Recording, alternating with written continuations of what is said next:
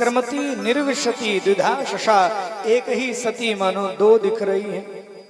निकल पड़ी वहां से और जैसे निकली है भगवान ने भी विदा कर दिया, नंदी छोड़ने गए साथ। और जब घर में पहुंची वहां सारे लोग नहीं मिले, लेकिन मां दौड़ पड़ी। मां ने हाथ फैला दिया, हृदय से लगा लिया, मानो सती को सर्वस्व मिल गया हो। सती के मां ने कहा, बिटिया सब लोग थे, तेरे बिना अच्छा नहीं लग रहा था, तू आ गई मानो सब मिल गया हो। हृदय में भर लिया बिटिया को, आनंद हो गया और कहा चिंता मत करना। आज महाराज बेटी को समझाया, लेकिन थोड़ी देर बाद सती महारानी ने कहा पिता को प्रणाम करो। पिता से मिलने के लिए यज्ञशाला में पहुंची और जब यज्ञशाला में पहुंची भगवान को प्रणाम किया, पिता को प्रणाम किया और जो परिक्रमा लगाने लगी ईशान कोण में गई। ईशान कोण में जहां शिव जी का कलश होता है वहां जब पहुंची महाराज, देखा दिन भर का फूल पत्ती पड़ा है। तो गोस्वामी जी कहते हैं तब उनका मन खराब हो गया। तब चेत चढ़े जो शंकर कहे, तब चित चढ़े जो शंकर कहे, तब चित चढ़े जो शंकर कहे, तब चित चढ़े जो शंकर कहे, पति अपमान हृदय अति दहे, पति अपमान है दयति दहे।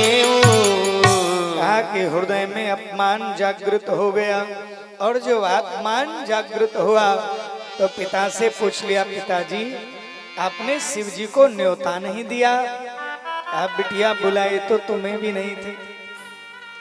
अब मन में बड़ा महाराज क्रोध हुआ और मन में एक ग्लानि उत्पन्न हुई कि अब लोग कहेंगे सती की बिटिया है जो शिव का विरोधी है। माताएं सब बर्दाश्त कर लेती हैं लेकिन अपने पति का अपमान स्वीकार नहीं करती। उन्होंने कहा कि आप शिव के विरोधी हैं और शिव से विरोध करने वाले की मैं बेटी हूं, ये मुझे स्वीकार नहीं है।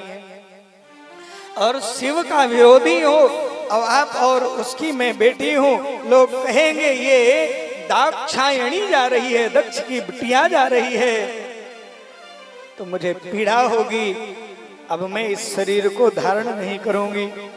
और पिताजी बिना शिव की इच्छा के, बिना कल्याण की भावना के यज्ञ पूरा होता ही नहीं है।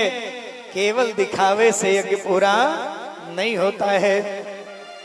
इसलिए देवी सती बैठ गई और योगाग्नि को प्रकट किया।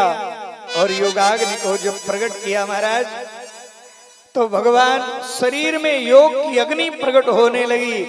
तब तक भगवान यज्ञ नारायण प्रकट हो गए। बोलिए यज्ञ नारायण भगवान की। यज्ञ नारायण प्रकट हुए। उन्होंने कहा सती मांग लो, जो चाहो मांग लो। सती ने कहा ना कुछ चाहिए नहीं, कुछ तो मांग लो।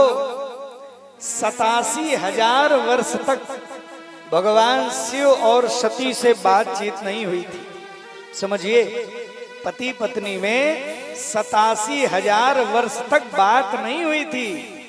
फिर भी पत्नी ने क्या मांगा?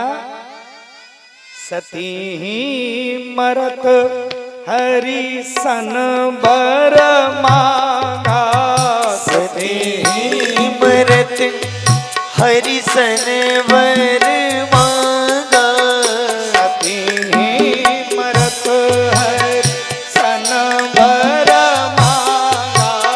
सती ही मरत हरि सन बर मांगा। जन्म जन्म शिव पद अनुरागा। जन्म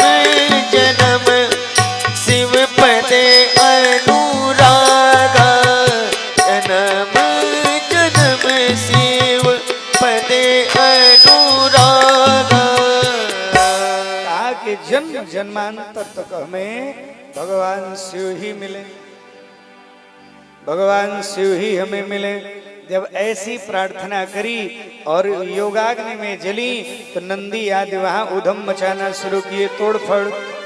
तब तक दक्षिणाग्नि 5 कुंड बनते हैं ना, जो दक्षिणाग्नि का कुंड है वो रक्षा के लिए होता है, उसी में आहुति दिया भृगु जी ने।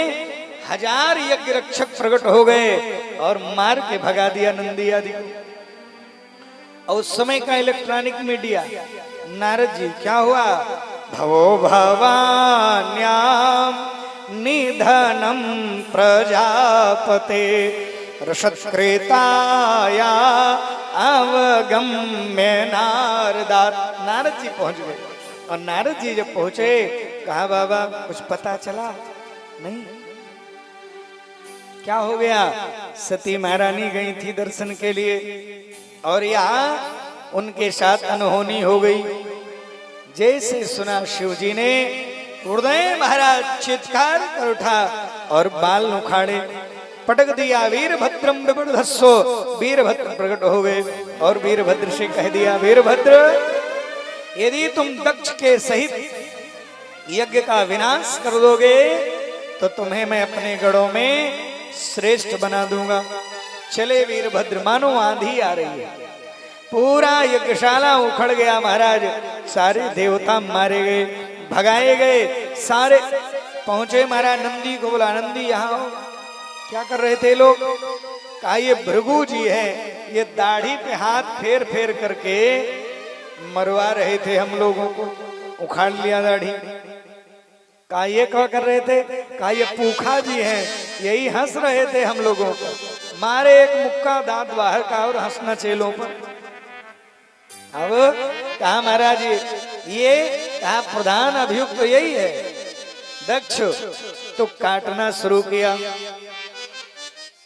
सिर कटा ही नहीं दक्ष का, लिखा है।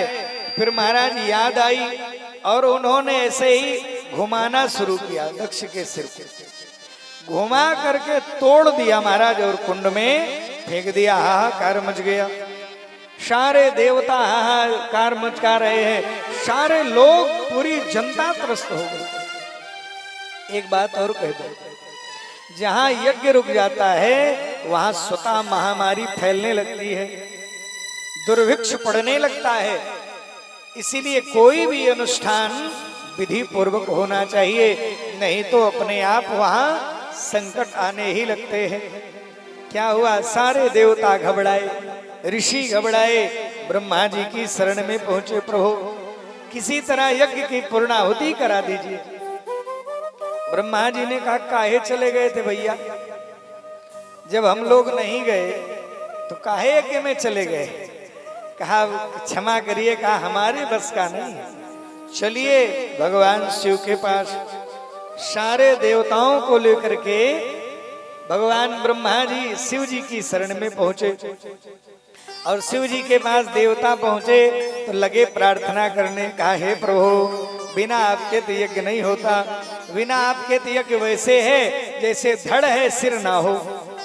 कह रहे हैं, लिखा है यही कि स्वागतम ते प्रसीदे स्तुभ्यं नमः, स्वागतम ते प्रसीदे स्तुभ्यं नमः। श्रीनिवासः श्रयः कान्तया पाहिनः, श्रीनिवासः श्रयः कान्तया पाहिनः।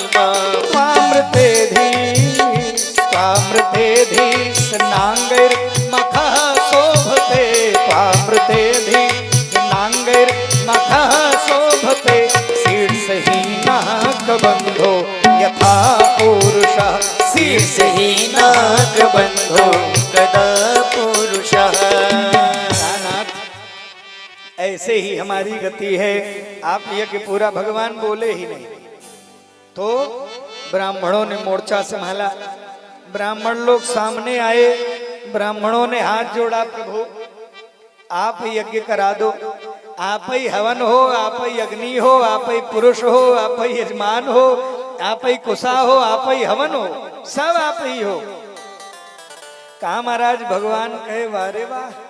ब्राह्मणों ने हाथ जोड़ा, कहा प्रभु यज्ञ पूरा कराओ। काहे, दक्षिणा नहीं मिली है, बिना पूर्णाहुति के दक्षिणा नहीं मिली, तो कृपा करिए कि पूरा कर दीजिए। अब गजब की प्रार्थना किए हैं, बहुत ध्यान से सुनिए।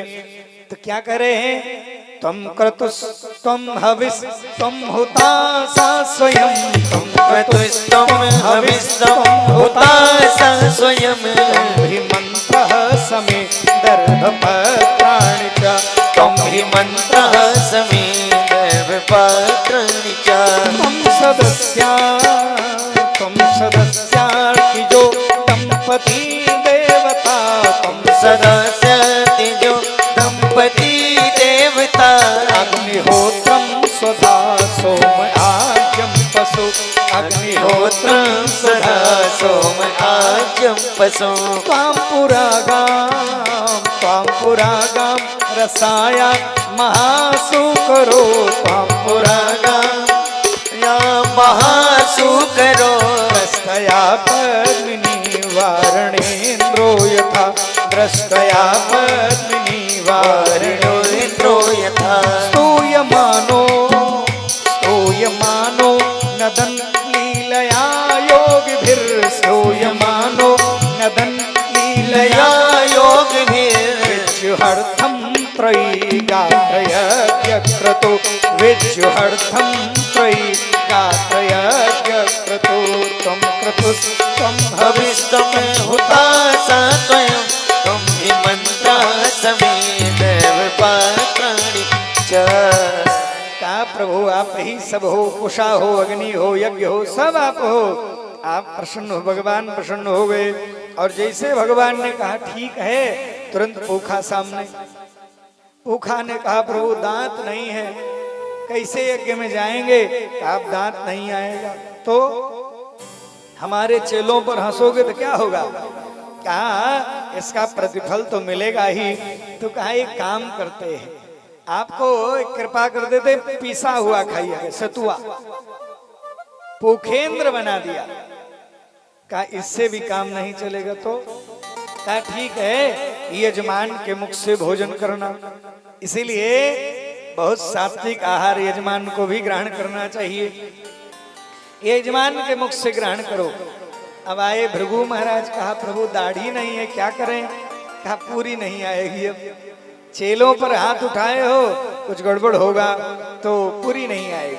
कहा ये चेला, कहा चेला का सिर तो अब नहीं लगेगा, क्योंकि गाली देने में बड़ा तेज है, इसी सिर से गाली दिया है और ये देगा जरूर गाली, इसलिए इसको सिर देना ठीक नहीं है। बकरे का सिर लगाया, गाल बजा तो भगवान और प्रसन्न हो जाए। आज भी गाल के बजाय से निहाल कह देते हैं, भगवान भी प्रसन्न हो जाते हैं। मैया ध्यान से सुनना। यज्ञ पूरा हुआ, यज्ञ पूरा हुआ और फिर से भगवती पार्वती के रूप में भगवती का प्राकट्य हुआ और वहां भी शिव जी से विवाह हुआ। बोलिए भवानी शंकर भगवान की जय हो। भगवान भवम भवानी हो गए, वहां भी आगे चर्चा करते हैं। यहाँ परीक्षित ने एक प्रश्न किया, गुरुजी अब सार संक्षेप में समझिए। गुरुजी एक बात बताइए, आपने बेटियों का बड़ा सुंदर वंश वर्णन किया, पुत्रों के विषय में भी तो कुछ बताइए। कहा 2 बेटा हुए, कौन कौन? कहा प्रियव्रतो उत्तानपादो शतरूपा पते शुतो। कहा कि महाराज 2 बेटा हुए, प्रियव्रत एक और उत्तानपाद। पहले उत्तानपाद की कथा सुनाते हैं। उत्तानपाद के इनका भावात्मक कथा सुनिए। उत्तानपाद की शुक्ल जी 2 पत्नियां हैं। एक का नाम है सुनीति।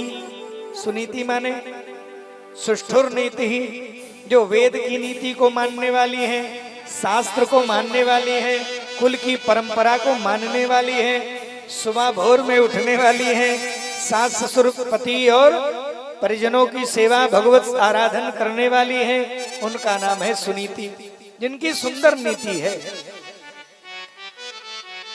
इनसे कोई संतान नहीं हुआ। जब थोड़े समय तक राजा गए और उनको एक देवी दिखाई पड़ी जिनका नाम है सुरुचि। उनका क्या नाम है? सुरुचि। सुरुचि माने स्वरुचि, जो अपनी रुचि के अनुसार सब काम करने वाली है। उनका मन कहेगा तो 8 बजे उठेंगे, नहीं मन कहेगा तो वो सोती रहेंगे। नहीं, उनका मन कहेगा तो प्रणाम करेंगे, उनका मन कहे नहीं करेंगे। तो महाराज इनका नाम है सुरुचि। तो एक बड़ी विचित्र बात कह दूं, ध्यान से समझिएगा, सुन लीजिए। महाराज कहा गया है कि दोनों के यहां संतान हुई। कथा बड़ी विस्तृत है लेकिन सार संक्षेप में समझे। सुनीति के यहाँ महाराज ध्रुव जी उत्पन्न हुए और सुरुचि के यहाँ उत्तम उत्पन्न हुए। एक बड़ी विचित्र बात कहूं, सुनीति और सुरुचि में थोड़ा अंतर है आपके भी जीवन। सुनीति वो है कि आपके यहाँ कोई लेके पहुंचा बैग, महाराज ये गलत कार्य है, अधर्म है, अन्याय है, अनाचार है, लेकिन हमारा काम होना चाहिए, ले 5 लाख। तो सुनीति खड़ी हो जाएगी। नीति माने मति, बुद्धि, विवेक, धर्म खड़ा होगा। नहीं, ये अन्याय है, अनाचार है, दुराचार है, इससे आपके घर में अशांति उत्पन्न होगी। ये जो धन आएगा ये अशांति, विग्रह और कलह और संकट लेकर के आएगा, क्योंकि अधर्म का धन है। लेकिन वहीं दूसरी वाली पत्नी जिसका नाम सुरुचि है वो खड़ी होगी। कहा पागल हो गए हो, 5 लाख लाए हो, अगला और ले आना, इसको ले चलो अंदर। उससे उत्तम उत्तम दिखाई तो पड़ेगा लेकिन उत्तम जल्दी मारा भी जाएगा। और ध्रुव जो उत्पन्न होंगे वो सुनीति से उत्पन्न होंगे। ध्रुव माने अटल, ध्रुव माने सत्य, और ध्रुव माने कभी नष्ट ना होने वाले। और जो नीति से धन आएगा, महाराज आएगा, वो दीर्घ काल के लिए होगा। आज भी ध्रुव जी चमक रहे हैं और उत्तम उसी समय मार दिया गया। और ध्रुव के लिए लिखा है, ध्रुव सगलानी जप्यो हरि नाम, ध्रुव सगलानी जप्यो हरि नाम, पावा अचल अनुपम ठाऊ, पावा अचल अनुपम ठाऊ, ध्रुव सगलानी जप्यो हरि नाम, ध्रुव सगलानी। ध्रुव को ग्लानि हुई और ध्रुव ग्लानि पूर्वक भगवान का नाम जपे और उन्हें परम पद प्राप्त हुआ। आगे चर्चा करते हैं। इन्हीं के कुल में महाराज अंग हुए धर्मात्मा, इन्हीं के कुल में वेन हुआ दुरात्मा। महाराज इन्हीं के वंश में फिर पृथु जी का जन्म हुआ। वेन को ऋषियों ने मार दिया हुंकार मात्र से ही। एक बार हुं शब्द का शरीर का पतन हो गया, और जब शरीर का पतन हुआ महाराज तो उन्हीं के शरीर का मंथन हुआ। इन्हीं से निषाद वंश भी चला और फिर बाहुओं का मंथन हुआ, तो इन्हीं से पृथु और अर्ची उत्पन्न हुए। पृथु भगवान के 24 अवतारों में है। इन्हीं के नाम पृथु से ही पृथ्वी नाम पड़ा धरा का। बोलिए पृथु भगवान की। और महाराज इन्हीं का आगे इन्होंने प्रजा को उपदेश किया और पृथु को सनक आदिकों ने उपदेश किया है। बड़ा सुंदर विषय है। आगे हम पंचम स्कंद में प्रवेश करते हैं। पंचम स्कंद में महाराज 26 अध्याय बड़ा विशेष है। पंचम